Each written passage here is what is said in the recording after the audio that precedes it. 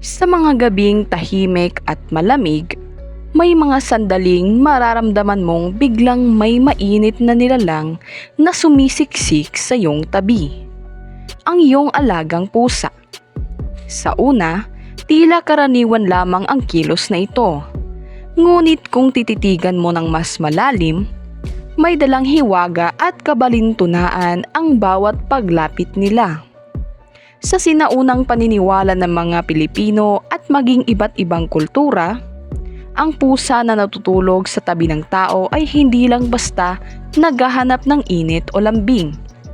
Sila raw ay tagapangalaga habang tayo ay natutulog.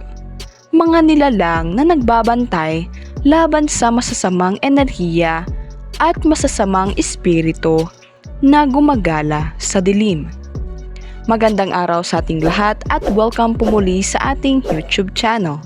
Sa videong ito, tatalakay natin ang mga dahilan kung bakit tumatabi ang pusa sa ating pagtulog at kung anong swerte ang dala nito sa ating bahay. Sa bawat pagtabi nila, tila binabalot nila tayo ng hindi nakikitang kalasag ng kapayapaan. Isang uri ng proteksyong hindi mula sa tao, kundi mula sa mahiwagang ugnayan ng kanilang kaluluwa sa daigdig ng enerhiya. Una, ang pagtulog ng pusa sa tabi ng kanilang amo ay simbolo ng tiwala at koneksyon ng kaluluwa. Sa mundo ng hayop, ang pagtulog ay pinakamahinang sandali. Kaya't kapag pinili ng pusa na humimlay sa tabi mo, ipinapakita nila ang pinakamataas na antas ng pagtitiwala. Ayon sa pamahiin, kapag ang pusa ay madalas matulog sa iyong tabi, sumasalin daw sa iyo ang kanilang swerte at positibong enerhiya dahil itinuturing silang mga tagapagdala ng biyaya mula sa kalikasan. Sa espiritual na pananaw naman, ang kilos na ito ay tanda ng malalim na energetic bond sa pagitan ng tao at hayop.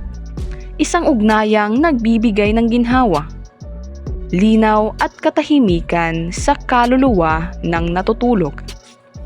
Pangalawa, ginagawa ito ng mga pusa dahil may likas silang kakayahang maramdaman ang enerhiya ng paligid at nais nilang iayon ang kanilang sarili sa kalma ng kanilang amo. Kapag ang isang tao ay natutulog, ang enerhiya nito ay bumabagal at nagiging mas banayad, kaya't naakit dito ang pusa. Ayon sa ilang pamahiin, kapag natulog ang pusa malapit sa iyong dibdib o ulo, ibig sabihin ay tinutulungan ka nitong linisin ang masamang enerhiya o stress na dala mo sa maghapon. Sa Japan at ilang bahagi ng Pilipinas, pinaniniwalaan ding ang pusang natutulog sa tabi ng tao ay nagpapasipsip ng malas at pinapalitan ito ng swerte, lalo na kung kalmado at mahimbing itong natutulog. Pangatlo, ang mga pusa ay likas na tagapangalaga laban sa negatibong espiritu at masasamang elemento. Sa mga paniniwalang espiritual, sila raw ay may kakayahang makakita ng mga nilalang na hindi nakikita ng karaniwang tao. Kapag natutulog sila sa tabi mo, ito hindi lamang para sa init, kundi bilang pagbabantay laban sa mga masamang enerhiya na maaaring pumasok habang ikaw ay tulog. Sa mga pamahiing Pilipino, sinasabing ang pusa ay sumisipsip ng malas at pinoprotektahan ang kanilang amo sa mga sumpa o masamang panaginip. Kaya kung minsan ay maririnig mong umuungol o biglang bumabangon ang pusa sa kalagitnaan ng gabi, sinasabing ito'y dahil may nakita silang espiritong nais pumasok sa iyong paligid. Pang-apat, ang init ng katawan ng pusa ay may natural na kakayahang magpahinga at magpagaling sa tao. Hindi lang ito tungkol sa pisikal na init, kundi pati sa enerhiyang dala nila. Maraming paniniwala ang nagsasabing ang pusa ay may healing vibration sa pamamagitan ng kanilang pagnyaw o pagpurr na umaabot sa 25 hanggang 150 Hz. Isang tunog na pinaniniwalaang nakatutulong sa pagpapakalma ng utak at katawan ng tao. Kaya't kapag natutulog sila sa iyong tabi, ito raw ay paraan ng kalikasan upang tulungan kang makatulog ng mahimbing at magising ng magaan ang pakiramdam. Sa pamahiin naman, ang pusa na madalas humimlay sa tabi mo ay tanda na gusto nilang ibahagi sa iyo ang kanilang swerte at lakas bilang ganti sa pagmamahal at pag-aaruga mo sa kanila. At panglima, ang pagtulog ng pusa sa tabi ng tao ay simbolo ng pagsasanib ng enerhiya ng tahanan. Kapag nakikitulog sila sa iyo, hindi lang nila pinoprotektahan ang kanilang amo, kundi inaangkin din nila ang espasyo bilang ligtas at payapa.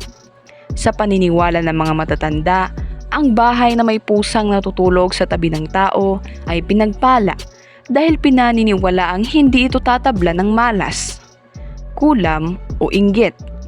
Ang mga pusa raw ay may espiritu ng tahanan, kaya't kapag pinili nilang manatili sa iyong tabi habang ikaw ay tulog, ipinapakita nito na balanse at malinis ang enerhiya sa iyong paligid.